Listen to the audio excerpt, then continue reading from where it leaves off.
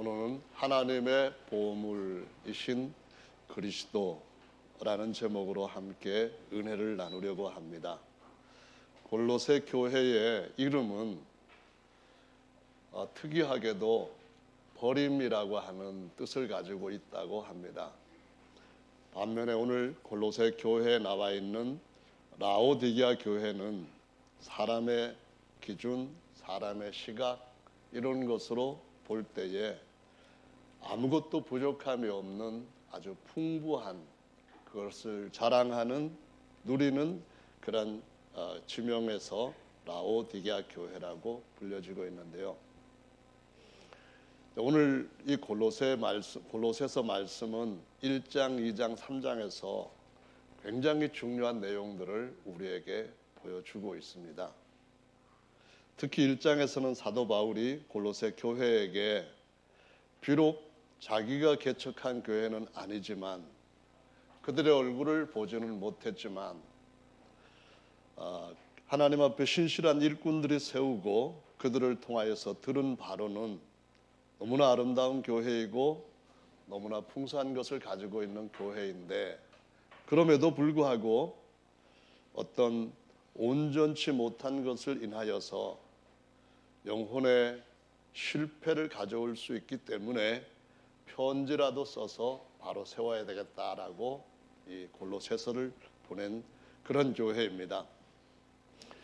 성경 말씀에 보시면은 소아시아 지역에 사도 바울이 세웠던 교회가 대표적으로 일곱 개가 나오는데 골로새 교회도 역시 소아시아 지역에 있던 교회입니다. 그러나 하나님께서 이 교회에게는 사자와 편지를 보내시지 않았고 얼마 후에는 골로새 교회는 없어져 버린 것으로 나옵니다. 그래서 이 말씀이 어떤 의미를 주는 것인지를 저와 여러분들이 진지하게 생각해 볼 필요가 있다고 오늘 본문 말씀을 가지고 여러분한테 설명을 드리려고 하는 것입니다.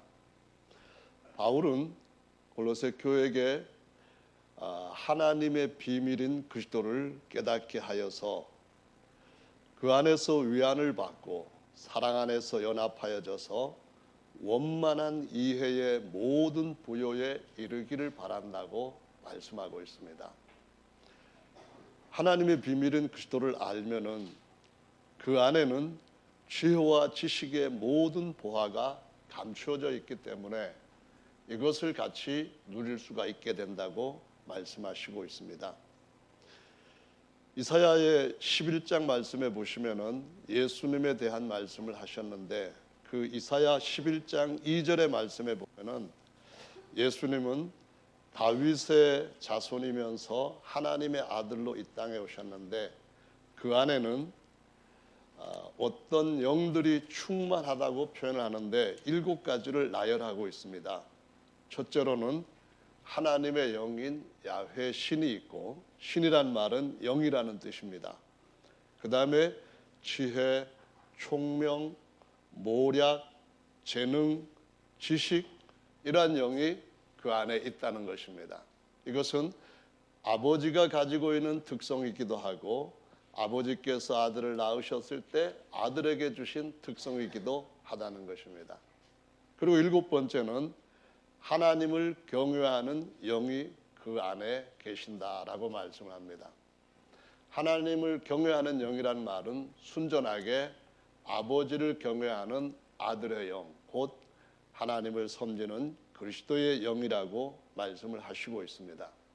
첫 번째 언급에서는 야훼 영, 마지막 언급에 있어서는 그 야훼 하나님을 경외하는 영이 있다고 하면서 7가지로 묘사를 한 것은 그 안에 하나님의 모든 충만함과 사람으로서 하나님으로부터 받을 수 있는 모든 충만함이 있기 때문에 그를 알게 되면은 모든 충만함으로 하나님 앞에서 은혜를 누릴 수 있다고 말씀을 하시면서 그리스도 안에다가 뿌리를 깊이 박으라고 말씀을 하십니다.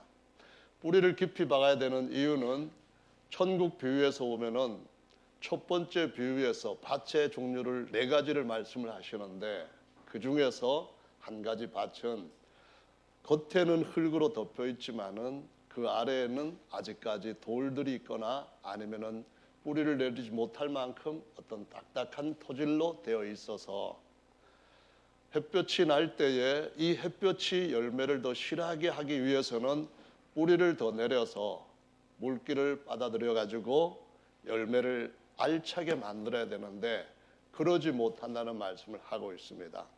그래서 골로새 교회에게도 사도 바울은 밑이 단단한 돌짝으로 되어 있는 걸 캐어서 버리고 그리스도 안에다가 뿌리를 더 깊이 박음으로써 주께서 추수하시는 날에 쭉정이가 아닌 알곡과 같은 성도들로 서라는 말씀을 가르치고 있는 것입니다. 뿌리를 내려서 그것을 알게 될 때에 흔들리질 않는다는 겁니다.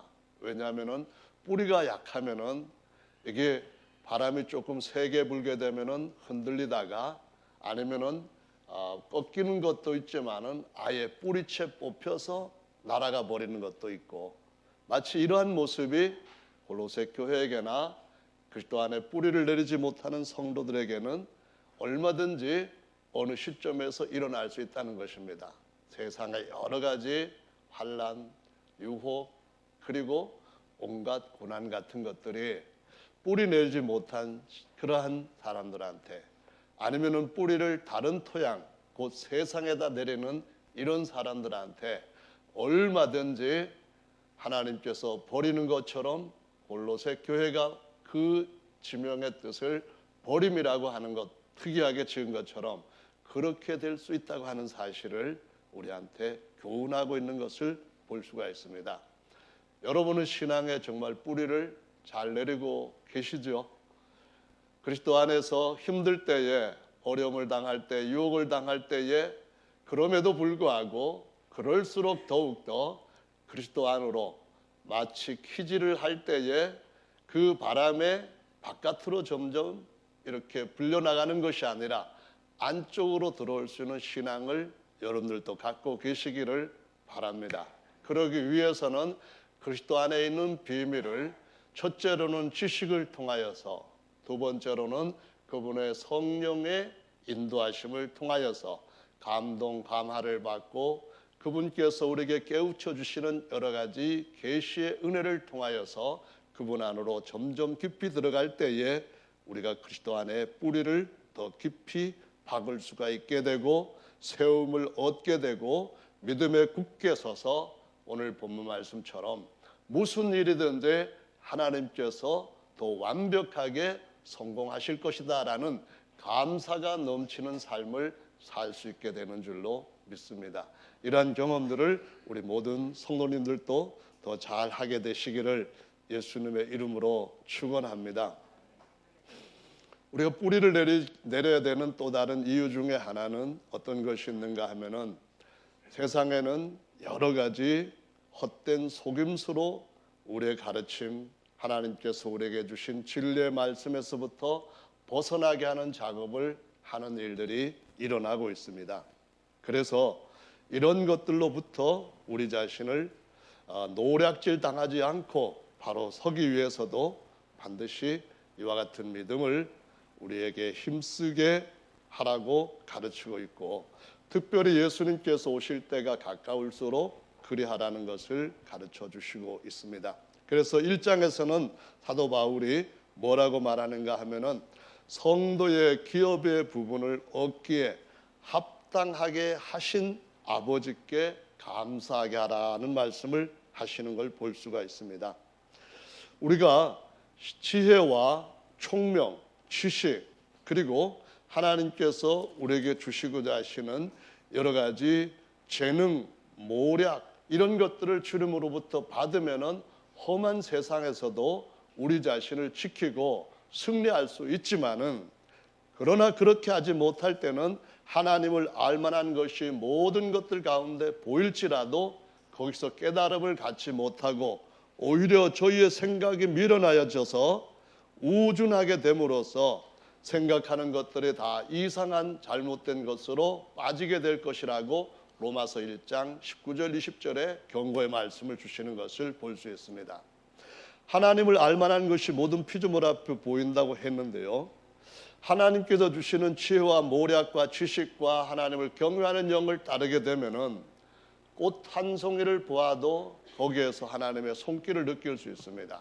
그런데 우리가 하나님 앞에 감사하는 마음을 잃어버리게 될 때 저 꽃이 나하고 무슨 상관이 있는가? 뭐 이런 식으로 덤덤한 그런 생각을 가지고 대할 수가 있습니다. 한번 생각해 보십시오. 처음에 이 꽃이 어디서부터 시작하게 되었는지, 그것을 정말 하나님께서 우리를 위하여서 모양대로, 색깔대로, 향기대로 어떻게 그렇게 아름답게 만드셨는지, 거기서 한번 하나님이 오묘하게 작업하신 어떤 느낌을 한번 가져보십시오. 거기에 몰려드는 벌들이 만들어내는 꿀, 이런 것들을 다 한번 생각을 해보십시오. 그러면은 그 안에 하나님께서 우리 인생들을 얼마나 더 존귀하게 만드실 것인가 하는 것에 대한 감사가 나오게 되고 기대가 우리 속에 모이게 될 것입니다만은, 그렇지 않게 되면은 이 로마서 말씀에서 경고하고 있는 것처럼 사람들이 썩어질 것들을 하나님 자리에 놓고 그것들 앞에서 절하면서 온갖 잘못된 죄악 가운데 빠져 사는 것을 당연한 삶으로 여긴다고 말씀을 하시고 있습니다. 그래서 이런 삶에서부터 우리를 불러주셨으니까, 예수님 안에서 우리가 새로운 삶을 시작하게 되었으니까, 새롭게 살게 된 우리들은 그냥 그 처음에 예수님을 알았을 때에 느꼈던 그 감정, 그것만 가지고 머무르고 있을 것이 아니라, 바울은 항상 골로새 교회를 위해서 기도하는데 하나님을 알아가는 데서 자라가라고 말씀을 하십니다. 저와 여러분들이 자녀들을 낳고 그 자녀들은 1년 정도가 되면은 아빠가 누군지를 압니다. 엄마가 누군지를 압니다.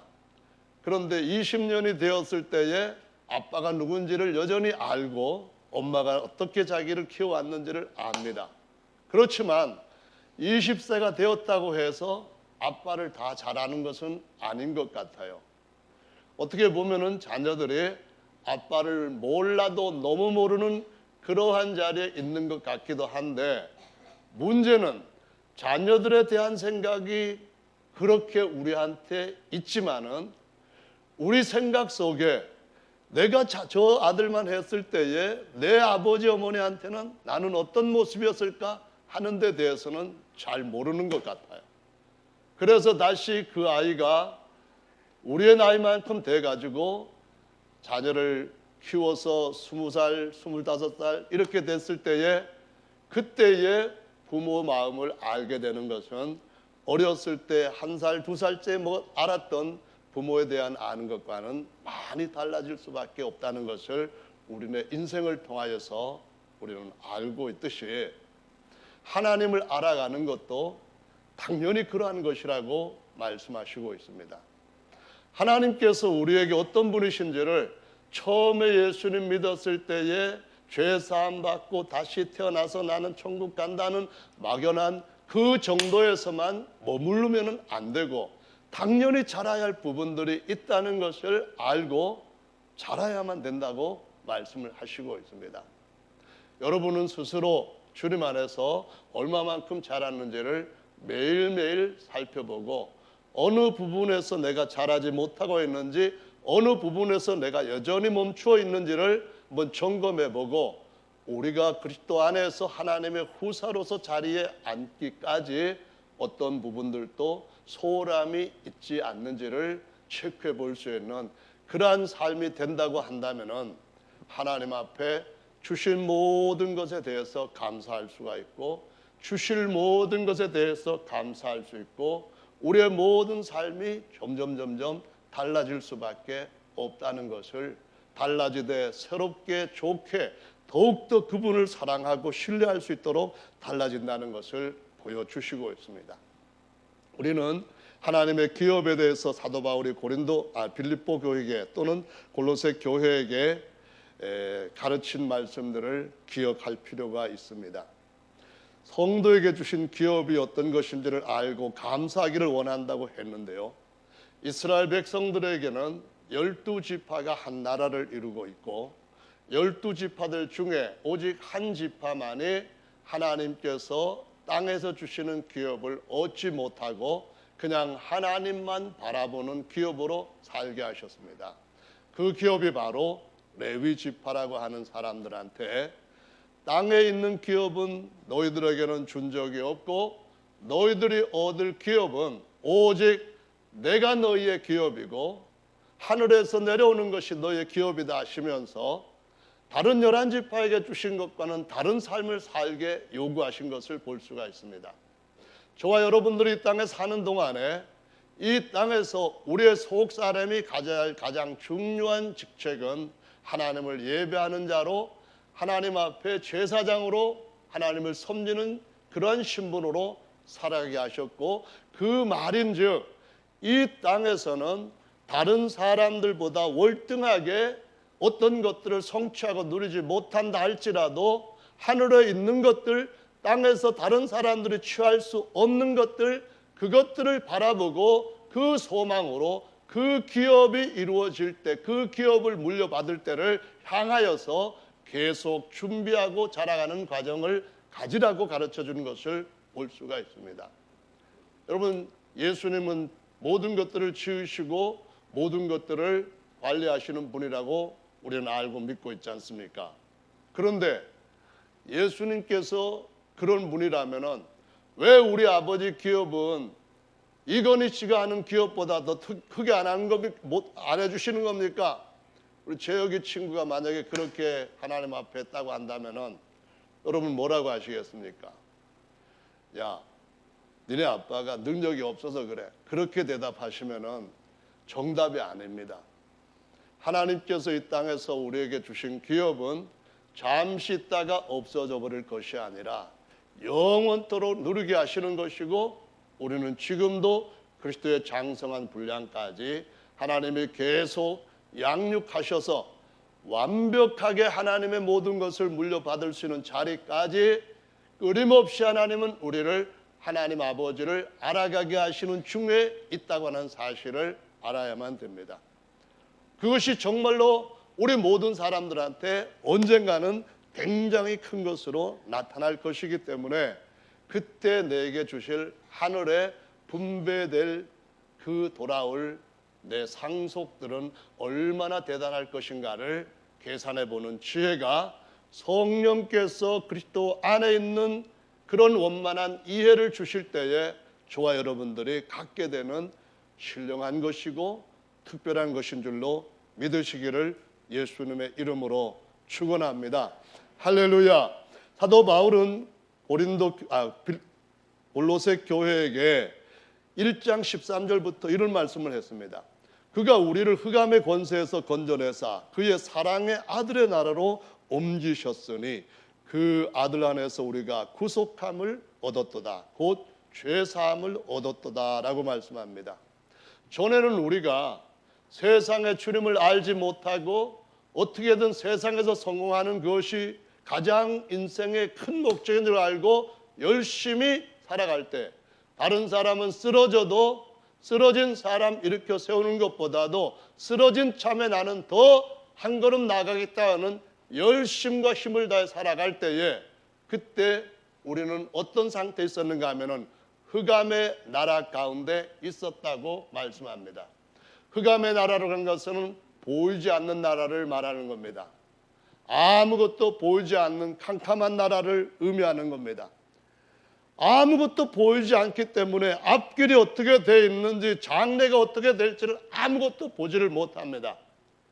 8월 15일을 광복절이라고 하는 것은 빛을 회복했다고 하는 그런 것을 기념하는 명절로 세웠기 때문에 광복이라고 하는 겁니다. 일본이 짓누르고 있었을 때에 앞이 보이지를 않습니다. 12살, 15살 되는 그런 아무것도 모르는 아이들이 빨래를 하다가 그냥 일본 사람들한테 양팔에 붙잡혀가지고 끌려갑니다. 저 동남아로 끌려가고 저 북한 땅 너머로 끌려갑니다. 그러한 삶을 살 때에 그들의 앞에 어떤 일이 일어날지를 아무도 모릅니다. 매일 비참한 삶을 살 때에 거기서 탈출하고자 했을 때에 짓이겨지고 때로는 죽음을 당하는 일로 다른 사람들한테 공포를 안겨주는 그런 희생제물로 쓰여질 때에 당하는 사람이나 보는 사람이 아무것도 모릅니다. 그냥 깜깜한 나라입니다. 이것은 한 나라가 어떤 민족의 지배를 받는 것만 의미하는 것이 아니라 모든 사람이 죄와 사단에게 지배를 받고 있는 때에는 모두가 다 흑암의 나라 안에 갇혀 있었다는 사실을 보여주고 있습니다. 그런데 왜 사람들이 그걸 모를까요? 영적인 눈이 깜깜해졌기 때문에 모르는 겁니다. 어둠만 있기 때문에 보이지 않아서 알 수가 없는 겁니다. 그런데 하나님께서 우리에게 진리의 빛을 우리 마음 가운데 비춰주시고 우리의 보이지 않았던 영적 눈들을 열어주시고 들려주심으로써 이제 우리가 어떻게 살아야 될 것인가를 알게 하셨고 그 흑암의 나라에서부터 아들의 사랑의 나라로 옮겨지게 된 줄로 믿으시기를 바랍니다.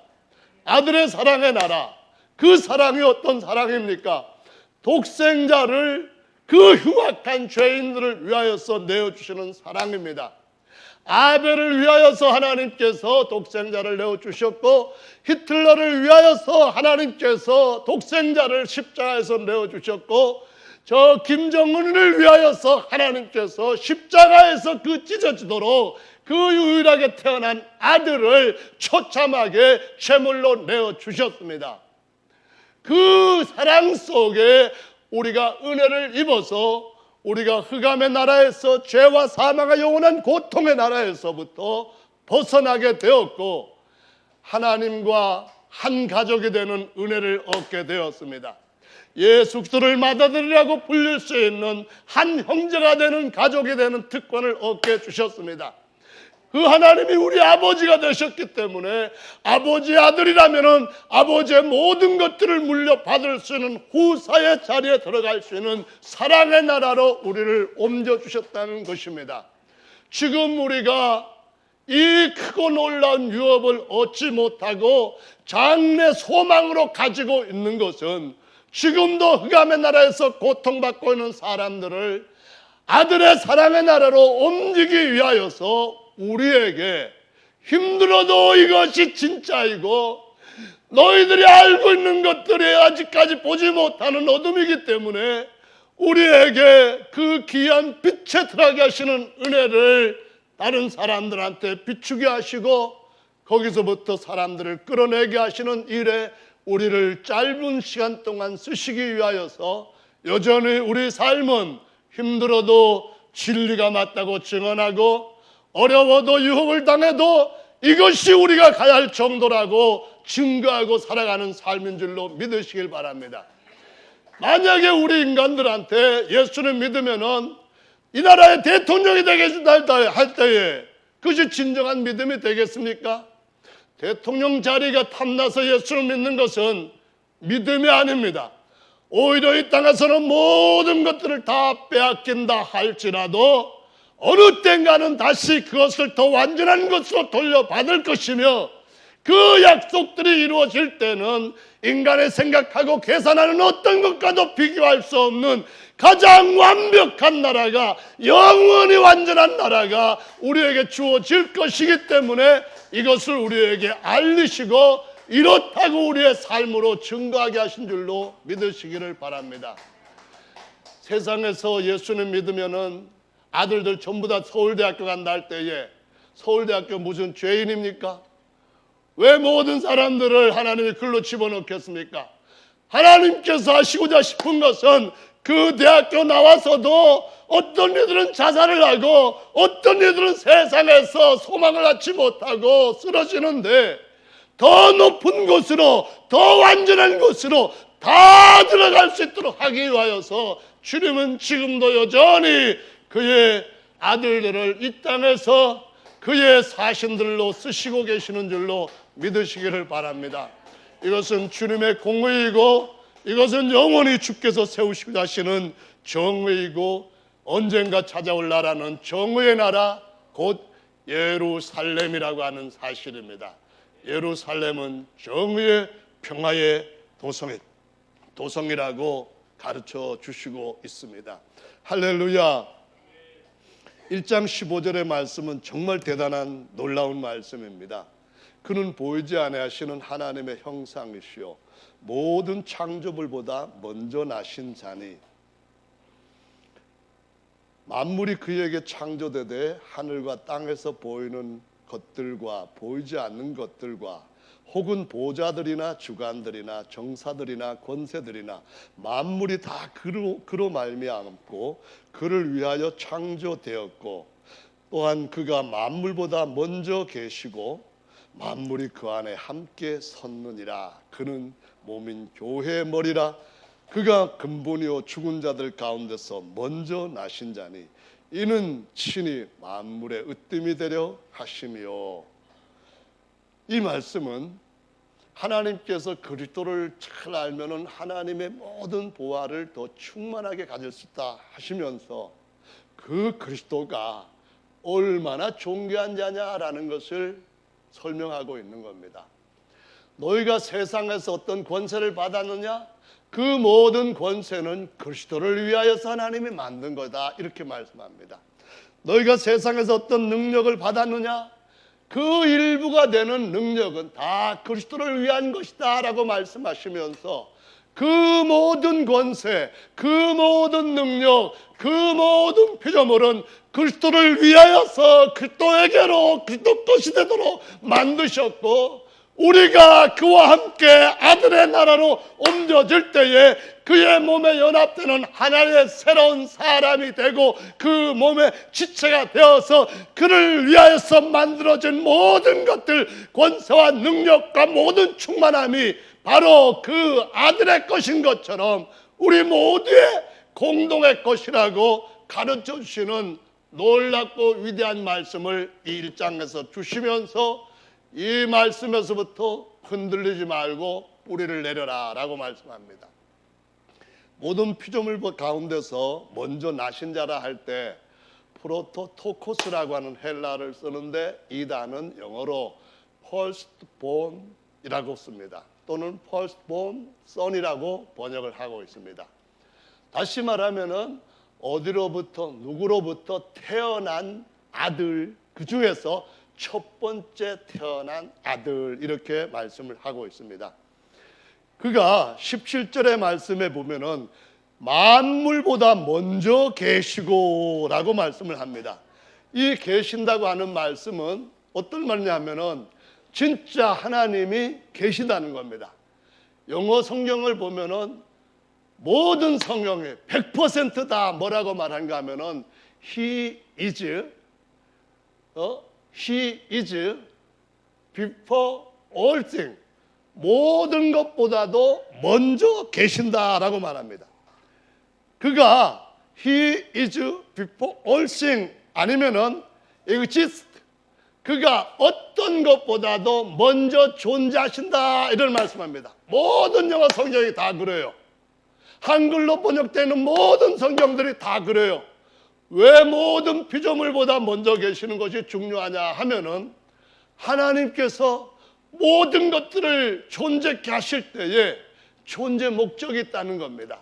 꽃을 만들어도 목적이 있으셨고 아니면은 강을 만드실 때도 목적이 있었고 산과 바다를 만들 때도 목적이 있었는데 그 모든 것들은 그를 위하여서 만드시는데 그를 먼저 낳으셔서 존재케 하시고 그의 것이 되도록 그에게 주시기 위해서 주신다는 겁니다.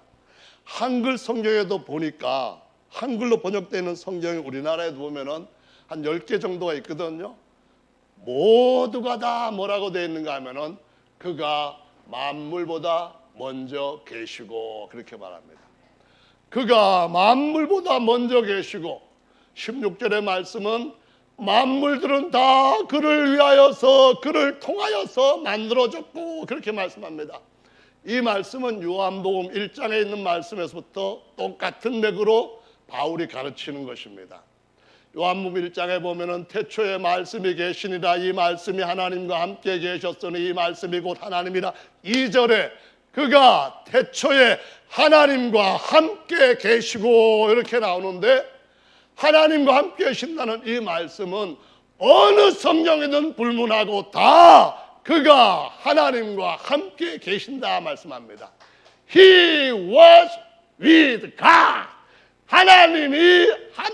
말씀이 하나님이 계시는 그때 함께 계시는데 태초부터 함께 계신다는 겁니다.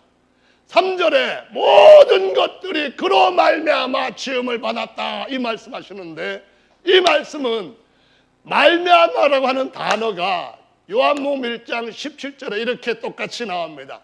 율법은 모세로 말미암아 오고 주시고 은혜와 진리는 누구로 말미암아? 예수 그리스도로 말미암아. 이렇게 똑같은 단어로 말미암아로 번역합니다. 율법을 주신 분이 누구예요? 하나님이시죠. 아멘. 은혜와 진리 복음을 주신 분이 누구예요? 하나님이시죠. 그러면 율법을 누구로 말미암아 주셨다고요? 모세로 말미암아. 80세가 된 모세로 말미암아 은혜와 진리와 십계명을 주셨습니다. 30세쯤 되었을 때 예수 그리스도를 통하여서 은혜와 진리의 실체를 주셨습니다. 그러면은 말미암아라고 하는 것이 하나님께서 그 아들로 말미암아 만물을 지으셨다 할 때 무슨 의미입니까? 지으신 분은 하나님이시고 아들로 말미암아 아들의 것으로 아들에게 주시기 위하여서 지으셨다라는 말씀으로 기록하신 것입니다. 무슨 얘기입니까? 저와 여러분들이 겪고 있는, 여러분들이 보고 있는, 여러분들이 가지고 있는 모든 것들이 아들과 한 몸에 연합되어 있는 하나님의 모든 아들들을 위하여서 주시고자 하신 것이라고 증거하고 있다는 사실을 반드시 기억하셔야만 됩니다. 아멘. 정말 모든 것들이 어느 날인가는 그분의 후사가 되고 상속자가 될 아들들한테 주어질 것입니다.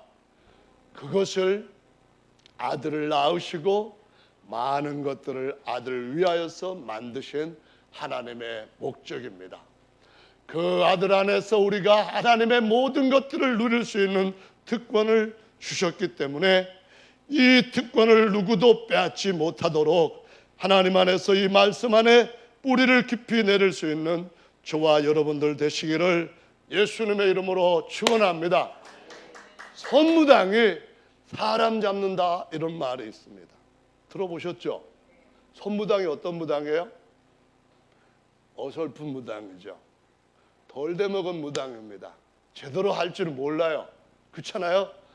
굿도 제대로 할 줄 모르고 부적도 쓴다고 하면서 쓰는 뒤에 뭐 그리는 거예요. 대부분 무당들은 제대로 된 무당 없어요. 막 그냥 부적 만들 때 이렇게 저렇게 막 그려요. 그냥 생각나는 대로. 근데 모르는 사람들은 흑암 가운데 있기 때문에 그거 다르기만 하면 아 이거는 이번에 더 좋은 부적인가 보다. 지난번에는 200만 원 드렸는데 이번에는 250만 원 드려도 아깝지 않겠다. 다 이렇게 엉터리로 생각합니다. 선무당이 뭘 잡는다고요? 사람 잡아요. 그럼 진짜 무당은 어때요? 귀신들과 직통하는 무당이 진짜 무당이에요. 그럼 진짜 무당은 사람 살립니까? 진짜 무당은 사람 살리는 게 아니라 영혼을 지게 뿌립니다. 진짜 무당은 흑암 가운데로 사람들을 더 깊이 묶어버립니다. 아멘. 선자가 선무당할 때 또 다른 단어에 붙여 쓰는 경우가 있습니다. 선머슴. 선머슴 들어보셨어요? 머슴 아들이 선머슴을 모르면 안 되죠. 선머슴이라고 하는 것은 옛날에 일꾼을 머슴이라고 부른 시대가 있었습니다. 그래서 일꾼 중에서도 제대로 하지 못하는 일꾼들을 갖다가 선머슴이라고 불렀는데 이 선머슴들이 무슨 일을 하는가 하면은요, 아이고 하는 일들이 제대로 없어요.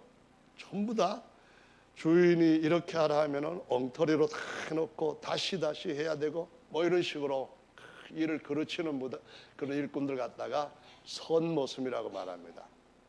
모름지기 하나님의 종들은 진실한 머슴이 돼야 되는 줄로 믿으시기 바랍니다. 진실한 머슴은 어떤 머슴이냐면 첫째로 주인이 말씀하신 대로 가타부타 토달지 말고 그대로 믿는 머슴입니다.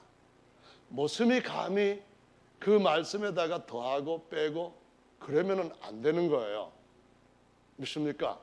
모습은 그냥 주신 말씀대로 그대로 하고, 왜 너 그대로 하느냐 때리면은 우리 주인이 이렇게 하라고 했으니까 뭐 어떡합니까 하면서 맞고, 그러는 것밖에는 모심이 할 수 있는 일이 없을 수도 있습니다.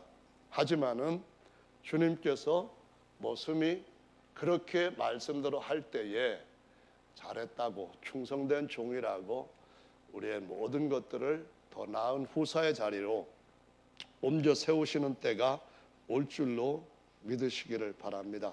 할렐루야. 왜 예수께서 모든 피조물보다 먼저 계신다 하는 이 말씀을 많은 사람들이 바꿔버렸는가 하면은요, 4세기경에 어거스틴이라고 하는 사람이 가톨릭 신학자가 등장을 해요. 어거스틴이 누군가 하면은 기도에 성 어거스틴의 기도 해가지고 뭐 족자에도 막 기독교 서점 같은 데 가보면은 나오고 그럽니다. 거기에 뭐 나를 평화의 도구로 써주시옵소서 뭐 해갖고 고백록 같은 데 나오는 그런 내용들을 갖다가 이렇게 그 사람들한테 알려주는데, 뭐라고 했는가 하면은 이런 말을 했습니다.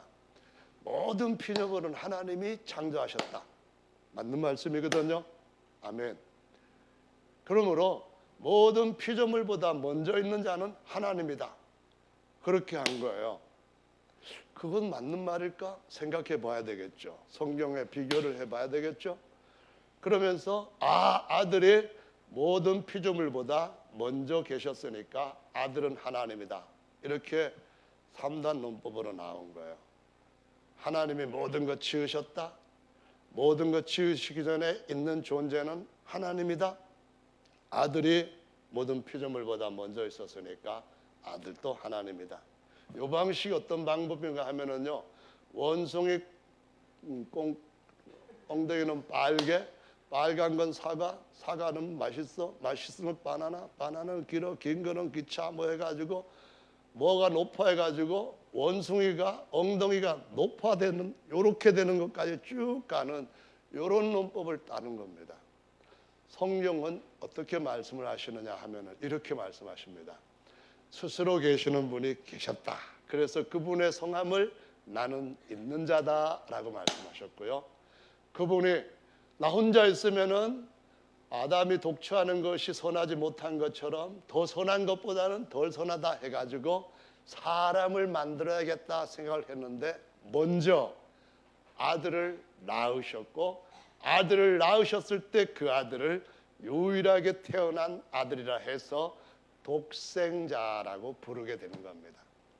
아들만 있으면 뭐하냐? 아들이면은 내가 모든 것들을 물려주는 후사로 세울 건데 하시면서 보이지 않는 자신을 자기의 형상 삼은 아들을 통하여서 영원히 보여주시되, 뭐에게 보여주시냐면은 모든 피조물들에게 보이신다는 겁니다.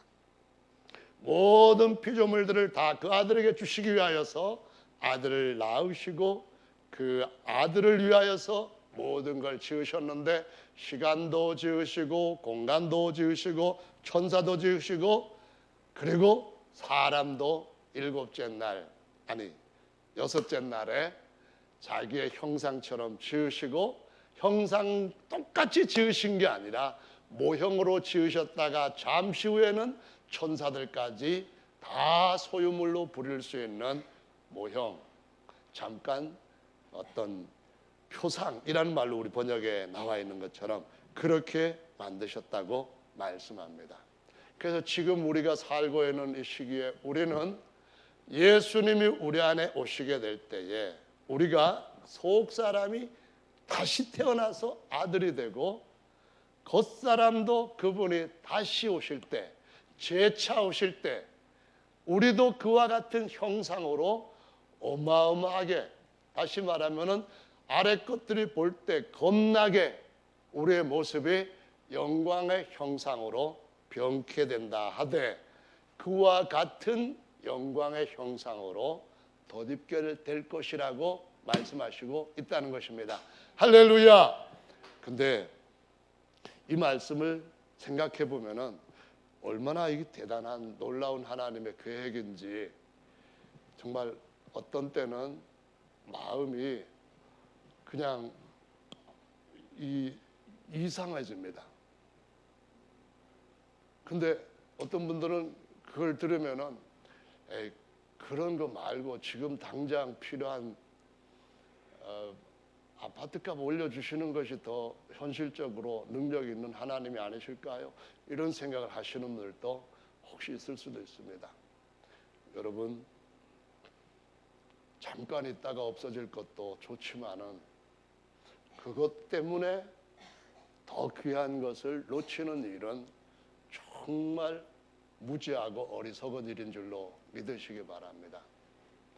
말씀을 가감하지 말라 하신 이유는 그대로 다 될 것이고 그 계획이 어마어마할지라도 전능자는 이루실 것이기 때문에 이 말씀을 그대로 따르라고 계속 우리에게 강조하신 줄로 믿으시기 바랍니다. 사랑하는 형제 자매 여러분, 누가 헛된 철학과 속임수로 너희를 노략할까 주의하라. 사람의 유전과 세상 초등학문을 쫓지를 말라. 그리스도를 쫓으라. 이렇게 말씀을 했는데 지금도 어거스틴의 매직에 빠져 있는 사람들은 거기서부터 나와야만 됩니다. 하나님은 모든 피조물을 만드기 전에 아들을 낳으셨습니다. 아들은 하나님이 아니고 우리와 같이 하나님의 후사가 될 첫 번째로 낳으신 아들이라는 말씀입니다. 할렐루야. 그래서 그 누구도 사람의 종이 되어서는 안 된다는 겁니다. 우리가 어거스틴의 제자가 아니라 그리스도의 제자인데 그렇게 많은 구절에 요한복음, 골로새서, 히브리서 수많은 곳곳에 있는 말씀에서 아들을 모든 피조물보다 먼저 낳으시고 모든 피조물을 아들과 함께 후사될 자들에게 주신다고 약속하셨는데 그 말씀을 바꾸는 일은 없어야 될 줄로 믿으시기 바랍니다. 바꾸면 안 됩니다. 아들은 없었다. 생각 속에나 있었다. 엄청나게 많이 바꿔지는 겁니다. 아들은 있었다가 맞습니다. 왜 있었느냐? 우리와 같은 하나님의 후사가 되게 하시고 아들이 있게 하셨습니다.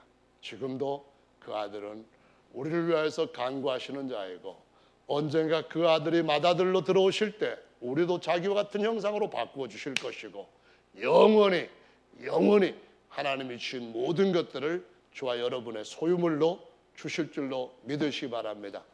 그때는 1,000만 원보다도 더 귀하고 지구 전체 얻은 것보다 더 크고 말로 상상할 수도 없을 만큼 대단한 것이라는 것을 제가 정말 뻥을 안 쳤다고 하는 것을 그때 주님이 증명해 주실 것입니다.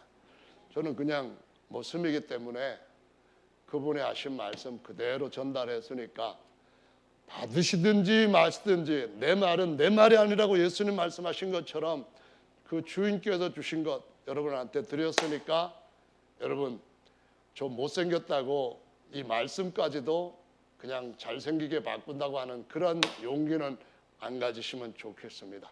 할렐루야. 여러분을 주님이 정말로 사랑하십니다. 그걸 뭘로 아냐고요? 하나님의 아들로 나게 하신 것만큼 사랑하시는 증거가 있을까요? 없습니다.